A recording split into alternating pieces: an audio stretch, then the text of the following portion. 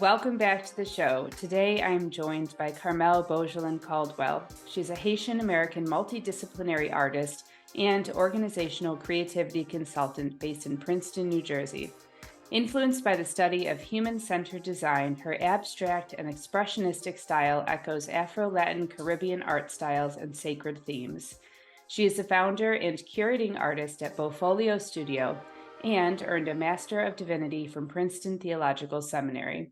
And also, I am so excited to see her again because she and I just spent almost a week together in Philadelphia, Pennsylvania for our business incubator, the Co-Creators Incubator with the American Baptist Home Mission Societies. So welcome back. It's great to see you again, Carmelle.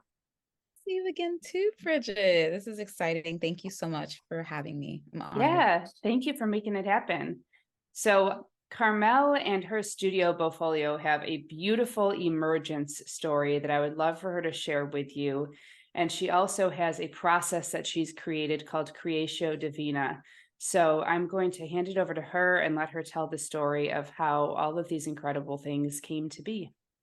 Yeah, absolutely.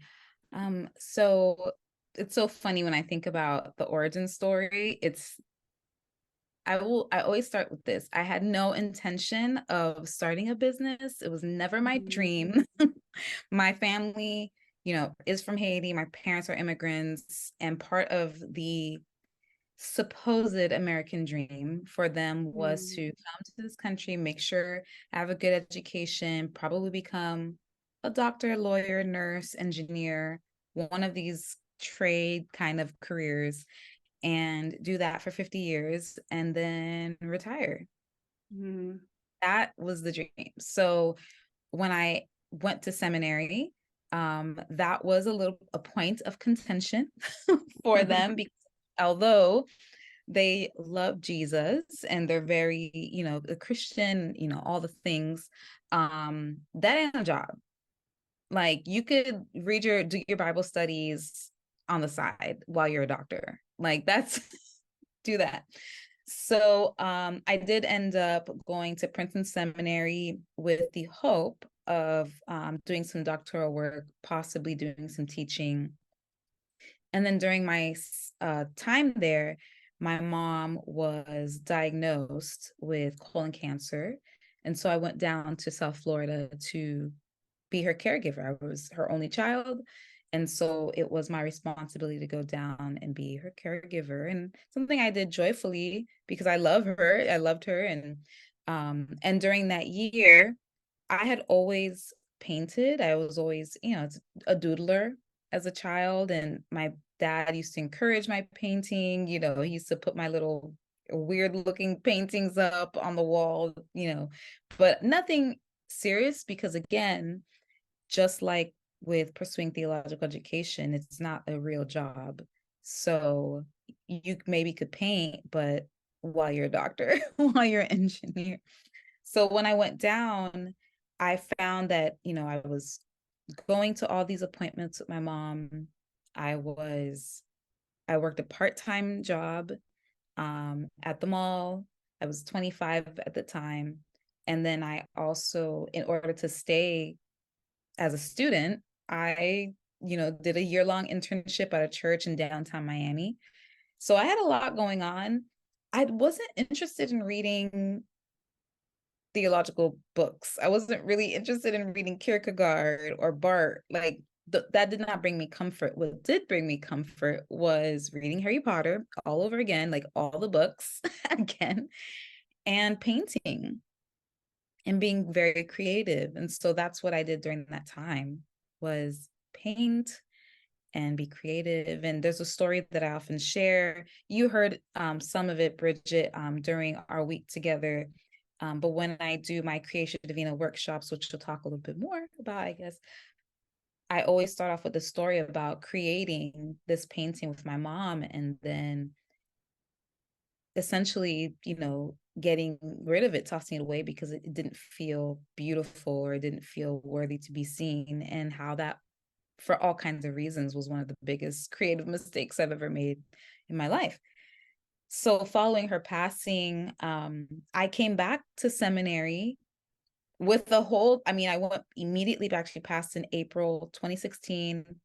I went back to finish to school that summer, or, the end of that summer, fall, and hadn't had a ton of time to grieve because I was a caregiver. Then I was the, organizer of the funeral. Then I had to do all the estate stuff, 25 years old, and I was essentially navigating it by myself. There wasn't really a ton, family was helpful, but every family member has their own nuclear family issues, so painting was really kind of my way of dealing with that. Of course, going to therapy eventually, but when I got back to seminary, I was like, I don't know if my goals are the same goals that I had going in, that after this experience that I have coming out of it, I suddenly became a free agent in a way that I didn't expect to be. When you're an immigrant child, you work almost with this burden that you joyfully take, which is to care for your parents. You're trying to pay your parents back. So you choose careers and make decisions so that you can be financially sustainable for your family, which is a burden that a lot of children who are not immigrants or who will come from more privileged backgrounds don't have to worry about. You are not worried about when you're choosing your degree as to how to care for your family. You're choosing your degree, you're choosing your career paths, because you're interested, or maybe you might have some pressure from your family to do something, but it usually isn't so that you can take care of them, at least not explicitly.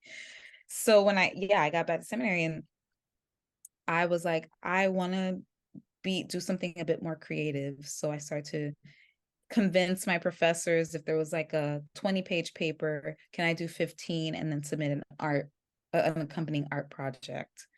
So I did a few of those, and I remember presenting in one and people really resonating with the art that I had produced for a particular paper. I think it was like an exegetical paper on the book of Job, and it was about the constellations, and I wrote this 15-page paper of exegeting this passage, and then I did this accompanying piece for it and presenting that, and lots of folks really resonated with it and were saying, you should really be an artist, you should really be an artist.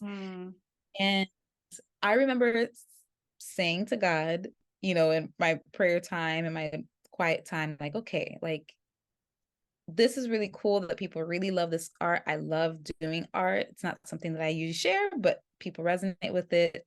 I will take it seriously when I sell a painting. I'm such a baby capitalist. I'm so terrible. But I was like, I will take it seriously when I sell something in a few years.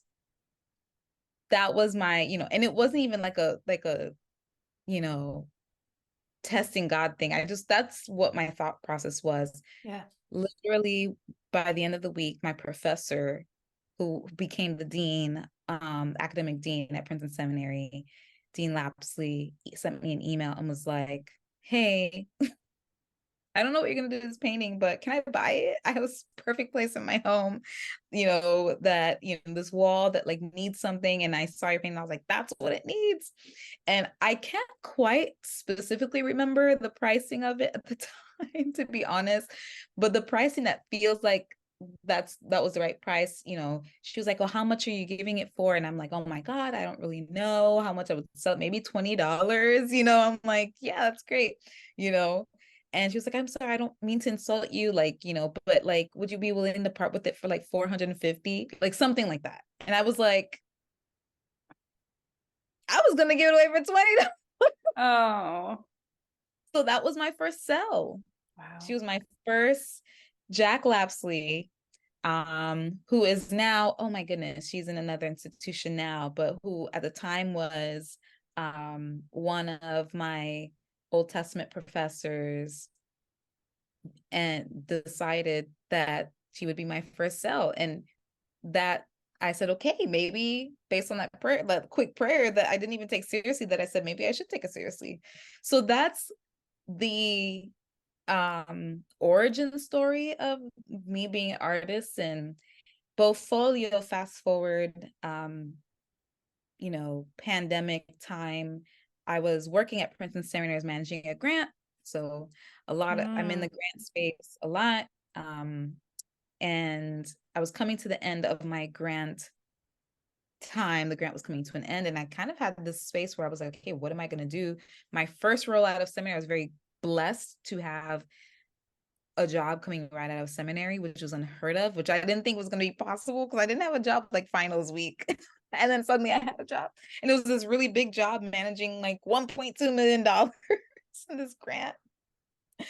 And so I was getting to the end and I wasn't sure where I was going to be employed. But I knew at that time that the kind of work that I was doing, the pandemic had happened, stuff with George Floyd had happened, a lot of those conversations were happening. I was working remote and I was extremely burnt out. So I knew that I needed to take a break. I had saved a little bit of money from working. And I said, okay, I'm going to go on a sabbatical. And I had done some coaching stuff on the side and some, little commission work on the side and some workshop things, like that was not just some other stuff that had to do with my job, but I was able to have some income on the side. And when I finally pulled the lever on the parachute, and decided I'm going to jump off, and do this thing, I left my role like a month before the grant would come to an end. And just for my own health, to be honest, I was out. And I got, again, it was another one of those moments where I made this decision. I'm like, God, like, I don't know what I'm going to do, but I'm going to trust you're going to take care of it. I have to leave this role, even if it's just a month. I have to forfeit my 1 month's salary to do this. And I went and talked to my supervisor, gave her my month notice, went to my email, and I got this email from someone I don't know. That was like, hey, Carmelle, I've been following your art for a few years because I used to always do these Lenten pieces. I followed your art for a few years, and I was wondering if you would like to be a guest artist, submit to art to this thing that we are putting together every year. By the way, here's how much it is. And it was actually a little bit more than what my month's salary would have been. And I'm like, these things don't happen to me. These happen to other people, but it's happening. And it ended up being, a few seasons of commissions with a Sanctified Art Resources. If anyone's familiar with them, they do resources during the liturgical seasons for worshiping communities to have access to art and reflect artfully throughout those Lenten seasons. And so I was able to be a guest artist there. But those two things together taught me, okay, like there's little signs along the way when you're going in the direction that maybe God is opening a door here. The floodgates may not open, but there definitely are little cracks. And every time you take a step, the door opens a little more. And that's kind of how I ended up saying, maybe this might be something to this door is opening. Maybe let me look around the corner. And eventually BeauFolio as a business came about because my tax guy was just frank, like, look, you're actually making enough money on the side that you probably might have to start paying quarterly taxes.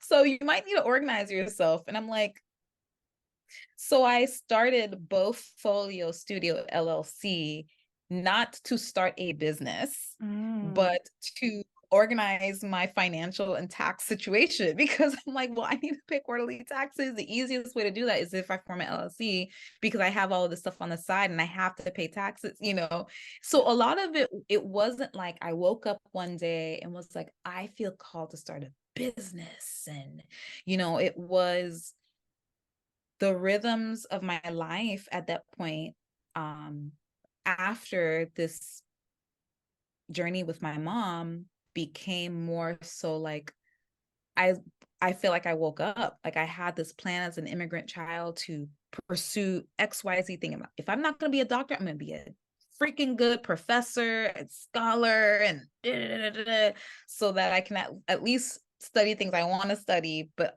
still make money.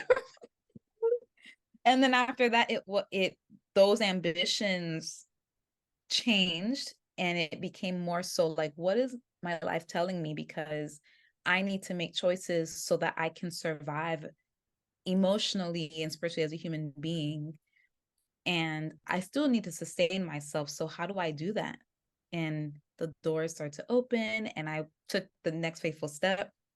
So when I formed BeauFolio, something clicked. Like once I got my LLC papers, it clicked in a way like, wait, I have a business. I can lean into this. Because I didn't form it again to start a business. I formed it to organize myself. And then once I had those papers, I was like, am I a business owner? Oops, sorry, I got a FaceTime call in the middle. Am I a business owner? So yeah, so that thus began the journey. I did at beginning was more commission work, so a lot of more art stuff, and then still doing some of the on the side coaching and different stuff I was doing while I was at Princeton Seminary. And then CreatioDivina was more birthed during the pandemic. It started off as a 15-minute, I have all of these sanctified art commissions. I don't have a big art project this Lent. Maybe I'll just make the community my art project. So I'll go on live for 15 minutes. I'll read a scripture, offer some time for creating, like 2 minutes, and then I would close in a prayer. And then I would do that every Wednesday during Lent. And someone first invited me, can you do it with my youth group kids, in person? I was like, sure. And then it was like, oh my gosh, can you do it with the adults? And I was like, sure. The door kept opening, and then people were like, that was amazing. And then the more I did it, the more I was like, oh, I have to fill 30 minutes now, because it was 15. And then I'm like, oh my gosh, they want me to come for an hour. What do I do for an hour?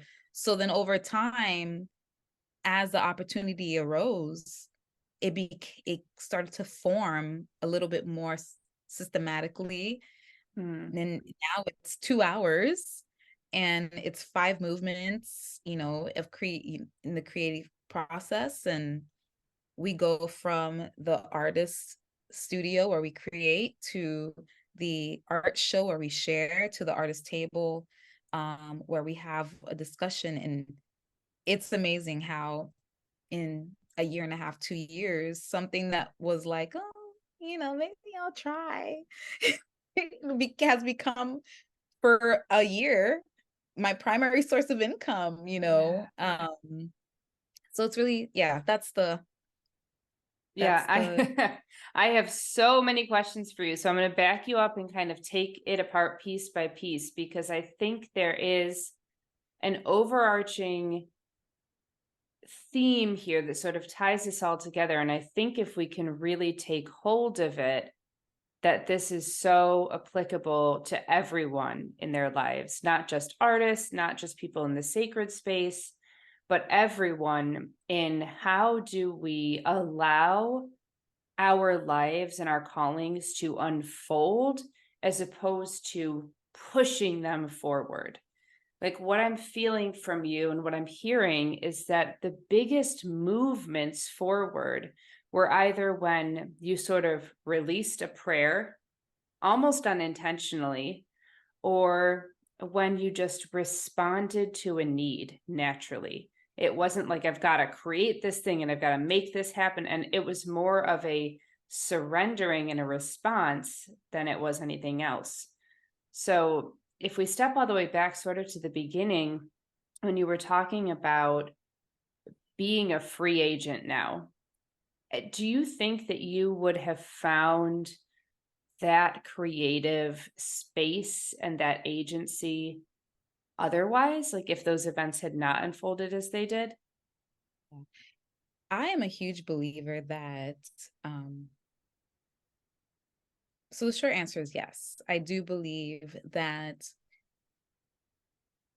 in the multiverse, I'm thinking about Spider-Man, and there's all these different Spider-Mans, there's all these different versions of decisions and lives that I truly believe in a God and in the universe and the movement that's big enough that if something is your calling or something is meant for you, that you would find it eventually.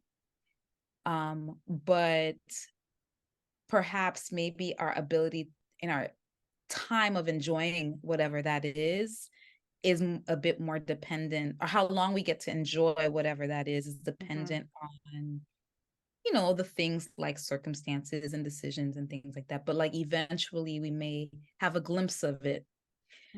So I do believe that in one way or another, I might have turned to artistry along the way. However, the life that I have lived is the life that I have. You know, I don't know anything otherwise. And with that being said, I think that there is a direct correlation between the circumstances of my life and the person that I have been formed to be as a result of those experiences. I often think about, like, you know, there's very possible that I might have eventually been fed up with working in a very 100% corporate, which theological education, if you're working for institutions, is corporate. No one can tell me it's not. I mean, you can, but I may not agree, you know, because, you know, and oftentimes many churches are maybe dysfunctional corporate, but still corporate in many ways that it's done, because we look to the business world as examples of how we should run things. We do. And it can be soul sucking. Yeah. And so I think I can imagine another scenario where I would have eventually just been like, you know, maybe it might have been in a more destructive way. Maybe the spiral would have been deeper. I don't know, you know, because you invest so much in a particular version of your world. So to detach yourself from that version, the longer you're fused into it, it's a more traumatic separation, you know. Imagine if I had worked in, you know, in a particularly corporate theological education environment for 30 years before I became an artist. And people do that all the time. It takes a different level of shifting, you know, to do that. And everyone's different. But for me, I was in my 20s and I had this extremely dramatic thing happen. And very early on in my career, that made me, you know, it just opened my eyes and made me say, oh my God, like bad things can happen to me. I just like, you know, there's this like moment, I feel like maybe we all have, some of us have it super, super young. And, you know, that's, you know, we have experienced traumas very, very young. Some of us may not experience something as existentially, you know, big until we're older. But for me, that's at 25, that's when I experienced it. And I experienced it a lot of very much alone. So I had a lot of time to think. And I will say that, yeah, in the world that I live in now, I think, yeah, it has definitely made me who I am. And I'm grateful for it in that way. I would have preferred to experience all of this beauty and art with my mom with me. But that's something to work through day by day. Yeah. So I hear this over and over and over and over. Pretty much everyone who I talk to on this show who has a passionate pursuit, like something that really lights them up, that we could say calling, you know, that divine drive, has gotten to the point of the bad things can happen to me, has gone to this really dark space. And I don't want to put words in your mouth, but I'm really curious. What was your experience of God in that space? Oh my goodness. I'm trying so hard not to give long-winded answers. Oh, go for it. But every time I'm like, oh my goodness. Well, a lot of things happened in that season. Um, you know, especially because I was, at 25, you're kind of sort of becoming an adult, but you're, like, I mean, you in past generations, I probably would have had 3, 5 kids and been like adulting and had a house. But in the generation, the millennial generation, things are different in the world. And this is when I was like really feeling like I am 25, I am an adult now, and I'm going to do adult things, right? And so I had that going on. I was entering seminary. So of course my relationship, I was a church ministry undergrad. Oh my goodness. Like I have thoughts on that, but I was a church ministry undergrad. I was going to be a nurse, right? Church ministry undergrad. And so I was very theologically educated. I had read a lot. I had been exposed already to all sorts of theological arguments and perspectives, and I've always been comfortable with gray. Like, I'm like, I mean, you may not believe in a literal hell, and you might. Either way, we're all going to die and find out. It's like, is that the most important part of our faith? I mean, maybe for you it is, but so I've always been able to hold a lot of theological contradictions and tension. But then there's some stuff for me that were assumptions that I made just because of the life I've lived, which we all do. And my assumption at the time, I grew up Pentecostal. And I grew up in an environment in the Caribbean Pentecostal church where we truly believe in God's activity in the world, both in like through the structures that we have, whether it's politically or through the doctors if you're sick or whatever the case is, but also supernaturally that and growing up.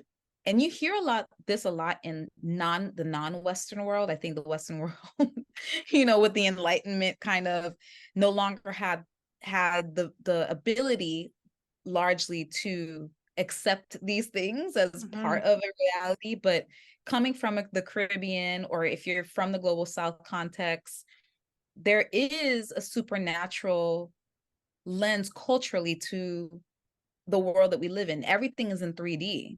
There is a physical world that we live in that we that's super annoying, that we struggle. We have to go to work, we have to do things, like we have to be in that world. But there's also a supernatural world that even in this moment there are activities happening that we don't see, we may not understand, but we know that they exist.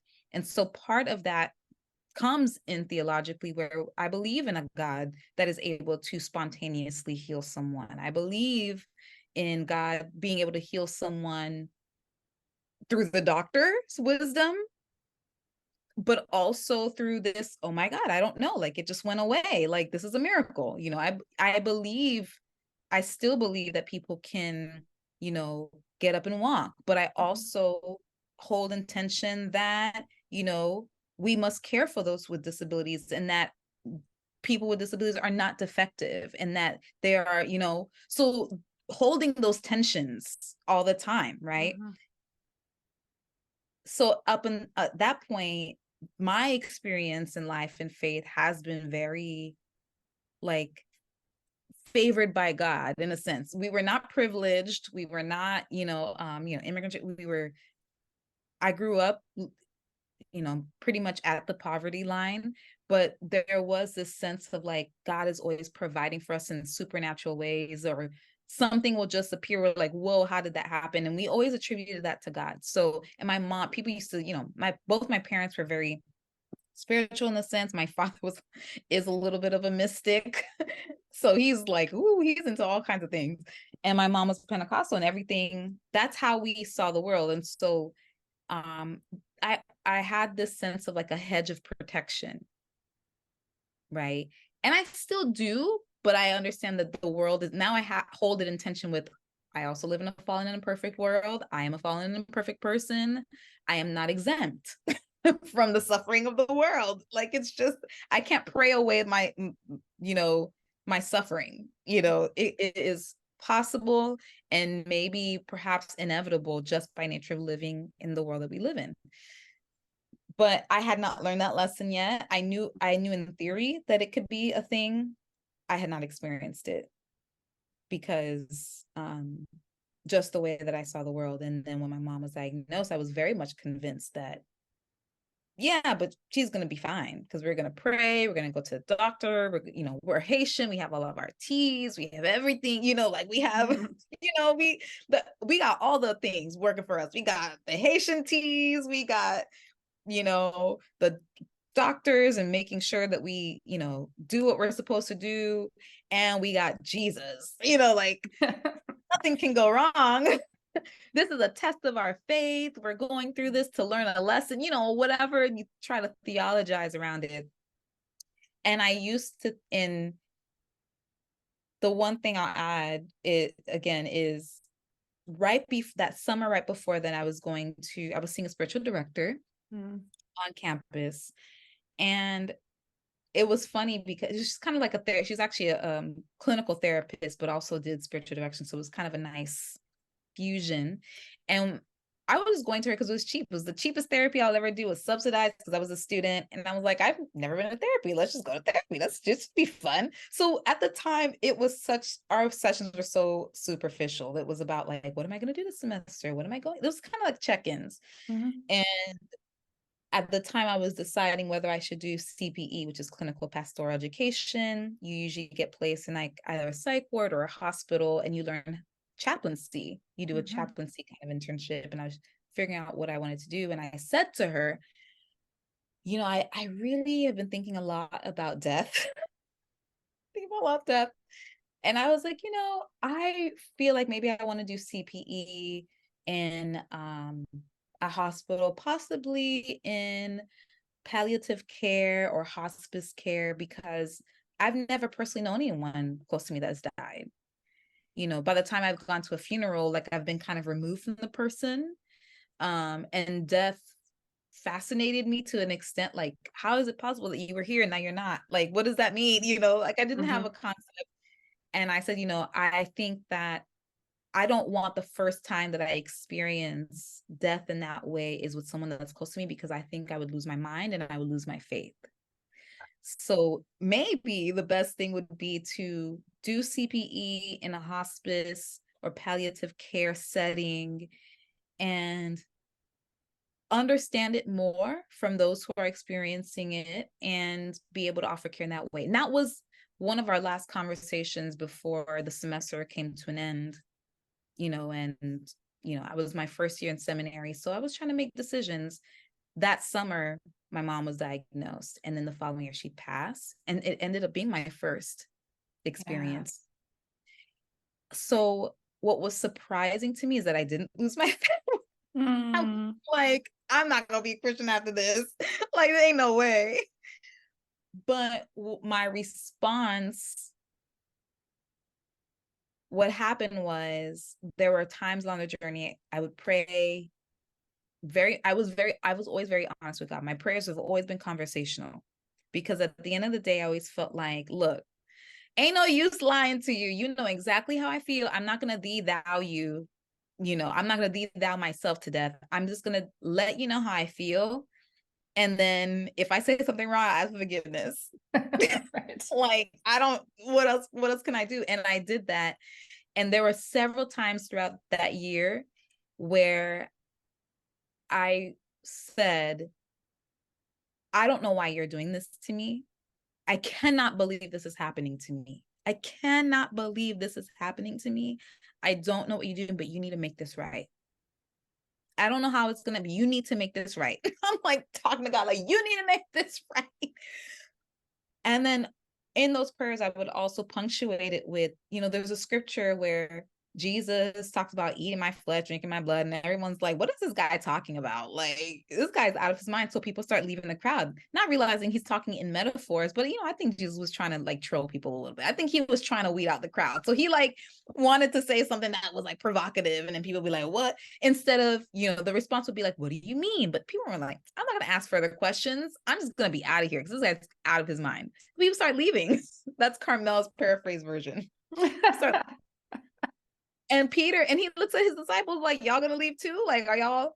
And Peter says, I think it was Peter. He says, well, where can we go? You have the words of eternal life. Where else can we go? And that was my prayer. I was like, listen, I don't know how long I can do this, but right now, where else am I gonna go? Wow. Where else am I gonna go? I need to pray through, I need to lean into something bigger than me. And in the past, you have been faithful. Your track record has been all right with me. I don't know what the heck is going on right now. I don't like it, but where else am I gonna go? So I'm gonna be in this, and I don't know if my prayers are gonna be respectful, but at least I'm gonna pray. And that's what I did. And that's what carried me through. And it felt like having the most intense, like people talk about my 5th year of marriage was intense or whatever, but we made it through, or, you know, whatever it is, or like me and my best friend didn't speak for a year, but then we got, got through it. That's what it feels like. I feel like me and God had a really rough 2016, 2017, possibly also 2018. And there's a few patches here and there where I'm like, look, I'm terrified because I didn't think anything bad can happen. And now I know bad things can happen to me. And now you want me to have faith about things. I don't know, but for me in my life, your track record by and large has been pretty good. Let's keep going for today. I'll see if I feel differently tomorrow. And tomorrow turns into a week, and a week turns into, a month, a year. And I feel like I'm back in a good place in my faith. But I'm still very much like, wow, I didn't lose my mind like I thought I did. I lost it a little bit, but not all the way. And I didn't lose my faith like I feared that I would. It looks in some ways I'll say yes, I lost my faith, but it was a faith that was not enough to sustain me for the life that I currently live and maybe the lives that I will live going forward. So yeah, I lost my faith, but I didn't completely lose the tether to my relationship to God. So my faith does look different. And so in that ways, yes, something did die, but it resurrected in something that I think is a lot better. That makes sense. It makes so much sense. Yep, because I've lived that process too. I think many times over at this point, but yeah, I would have to say the same thing. Like, yeah, my faith has died quite a few times, but that faith wasn't enough. What I say now about life, about faith, about relationships, about the things that God keeps bringing me to, and the way that God keeps rebirthing things in my life is that before was good enough. Now I'm living in or better. When you pray and you say, God, this or better, this or better. Here's my vision, but I know your vision is the or better. I'm living every day in the or better now. Yes. And it's not because of me. That's good. I might have to, hashtag Bridget speak, or something, because that was really good. I the way you put it is exactly, I resonate with that. My faith before was good enough, but now I'm living in the or better. Yeah. And with every season, being, there was a new trial by fire being a business owner, and then a new trial by fire, getting married. Now, listen, it's been wonderful. So I can't be like, oh, I've been 3 months. Okay. It's not, but but that is a new, like, there is a new level of faith. I mean, the Bible says, I should be a better Christian, so I should be able to cite it, but the Bible says somewhere, you can Google it, We go from glory to glory, Yes. and there was, I feel like I'm in a new space of glory. And I'll be honest, like back to the heebie-jeebies, Pentecostal, 3D dimensional, like spirituality thing. I will say that part of the redemption of that season was that my mother did pass in peace. With much joy. I was able to say all the things I wanted to say. I have no regrets. The way there was certain things I don't, I don't know if she had foresight or if there was something, but like the ways that afterwards, or like little gems that she had taken care of certain things. So I was pleasantly surprised. Like I still felt her taking care of me. And then I don't know how weird we wanted to get, but